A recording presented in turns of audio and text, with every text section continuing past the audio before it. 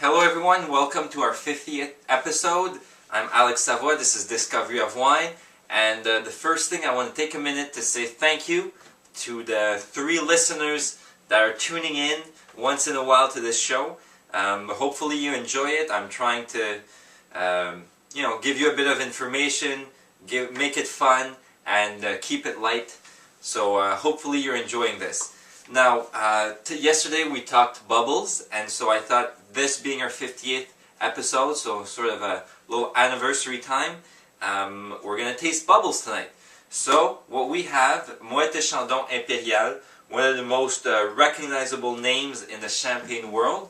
And, well, let's get right into it, not waste any more time. First of all, this is quite bubbly.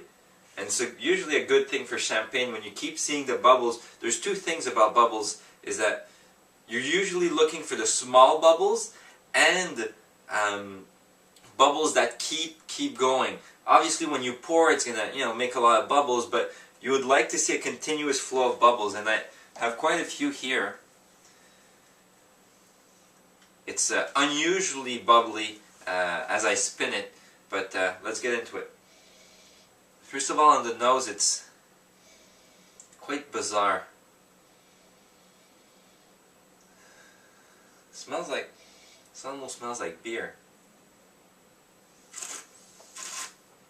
Tastes like beer too. Oh, wait a minute. It's because it is beer. This bottle is not even opened. So, obviously just a little prank. You probably noticed the bottle wasn't open. But, this being a wine show, we always talk about wine, but I don't only drink wine, I have beer once in a while, and I recently discovered this beer that you can get at the SAQ. It's Fürstenberg. It's a German beer. I love German beers in general, so I was happy to try a new one, and so this you can get, if you go to a SAQ depot, you get 15% off if you buy 12 or more.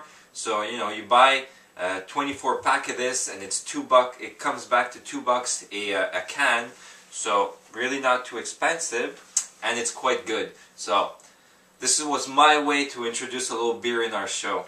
But now let's get into the real part of the show. So, wine, red wine tonight, as is the case most of the time, as I drink more red than whites. So what it is the Genesis by Hog Cellars, Columbia Valley Cabernet Sauvignon. So a little bit of history or information on this winery. So the name of the winery is Hog Cellars. Genesis is one of their brands. Think it's their entry-level brand. I know they make a Syrah, they make a Merlot, and a Cab. So this is the Cab here. I think it goes for about $20 at the SAQ. So not too expensive, and it comes from Washington State. So basically, in the United States, California is obviously by far the biggest wine producer state in the whole country. However, we've been hearing a lot of noise in the past maybe 10 years from producers in the 2 states north of California, being Oregon, mostly for their Pinot Noir, and Washington, mostly for their Cab and their Merlot. So that's it. Now, we're in Washington State. Columbia Valley, which is where this one comes from, is a microclimate, a region in Washington that is well reputed, probably the most well-known region within Washington State. Supposed to make great wines. Apparently a little bit more balanced. They get less sun, so the berries are not quite as sweet, not quite as overripe as you might see in California. I'm not a huge fan of California Cabernet, as I think it's very difficult to enjoy them, or most of them, and I'm generalizing here, it's very difficult to enjoy most of them in their youth. They're the types of wine you have to wait out like 10, 15, 20 years, but then they become something else. They're really good, once you sour them for quite a while, but we don't all have the time to do that, and so I don't drink a whole lot of California Cab. But I'm hearing that these wines from Washington State are a little bit more balanced, a little bit more open in their youth, and so I'm hoping this fits the bill. I've never had a cab from Washington State, and so let's not waste any more of your time and get into it. First of all, the color is, it's a nice dark red. It's pretty deep. It's not like, I can see my fingers through it, so it's not, super concentrated like you can find in most California cabs, but you do get some nice color on this. The initial attack on the nose is very, very cassis, which is the typical berry you would smell on a Cab Sauvignon. So definite cassis on this, and I'm smelling some wood as well. I didn't smell it before, but now I'm getting a little bit of sweetness from that wood as well. A little hint of vanilla, but really not overpowering. So, as you might have heard me in my past episodes, I'm not a huge fan of the big vanilla nose, and this isn't overpowering. It's a slight vanilla. I definitely smell the wood, but it's not too much vanilla.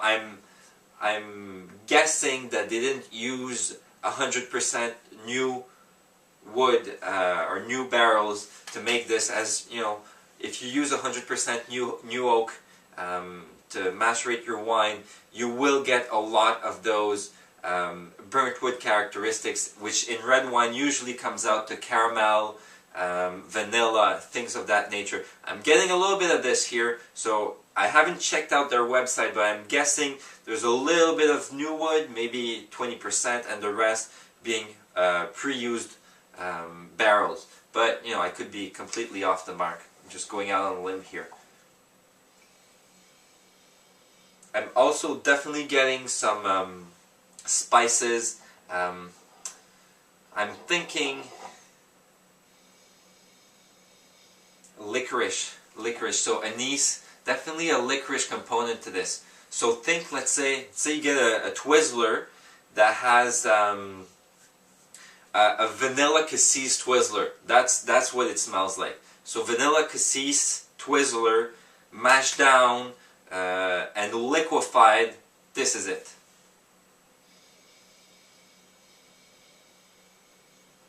And a little bit of, you forgot, you dropped a little bit of a small piece of wood in there, so you're getting some of that damp wood smell out of it as well.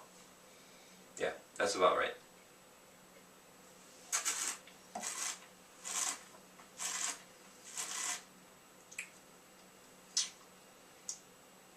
This is very good wine. For 20 bucks, this is a very good wine. A little bit of dryness, but just enough so that it's chewy, Makes me want to bite or sort of chew the inside of my cheeks. Which is, for me, this is a very personal issue. A lot of people love very dry wine. People who drink serious California cabs will fit that bill. Some people don't like the dryness at all, will go for a sweet wine. This is really somewhere in between. It's dry, but just to, a slight level. It has some sweetness to it. The berries are sweet, but it's not heavy. It's not overly sweet, overly ripe. There is some of that, definite, same as before, cassis, with a slight vanilla factor to it, but not overly powerful, those two components. And there is acidity. Forgot my train of thought, but there is a good acidic backbone to it that makes it not too heavy, very enjoyable, even though I don't have food. Definitely this will go much better with some rare red meat. So I'm thinking steak, or what I'm having tonight is short ribs on the barbecue, which I think should pair tremendously with this. And this is actually why I opened this specific bottle, to match the food I'm having it with. But yeah, all in all,